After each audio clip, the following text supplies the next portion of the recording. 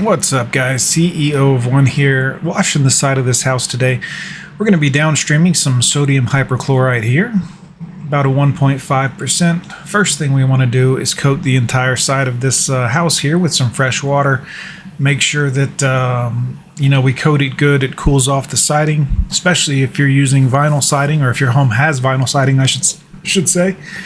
Hardy board is a little bit more forgiving, but vinyl siding needs to be cooled off good so it doesn't instantly oxidize upon contact with the bleach, sodium hypochlorite. Go ahead and get all of this done. That'll help us our chemical mix in as well too if we're dealing with a wet surface, because liquid on liquid mixes pretty instantly.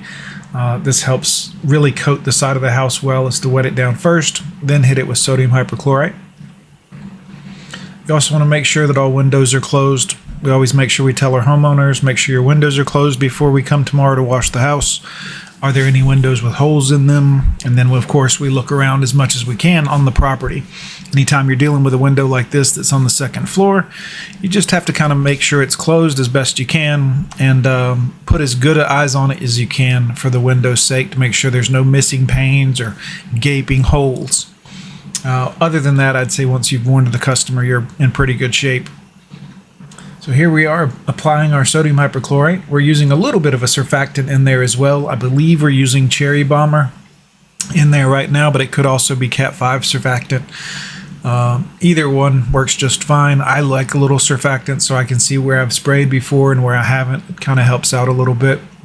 Ours is mixed into our bleach since we're not using our soft wash system right now. We do have a proportioner that mixes it typically for our 12-volt system, but right now we're downstreaming from the pressure washer using a fuel pump style gun and an M5 twist. You don't want to use a red tip, white tip, yellow tip, none of that stuff for this. We don't want much pressure. We just want good flow so we can apply our chemical and get it rinsed off. But we're going to let it dwell on this side of the house probably 10 minutes since we've wet everything down. We're making sure we're watering all the plants down as well, so none of them hopefully have any issues. Guys, CEO of One, make sure you hit like, comment, and subscribe. I hope you enjoy the rest of this video.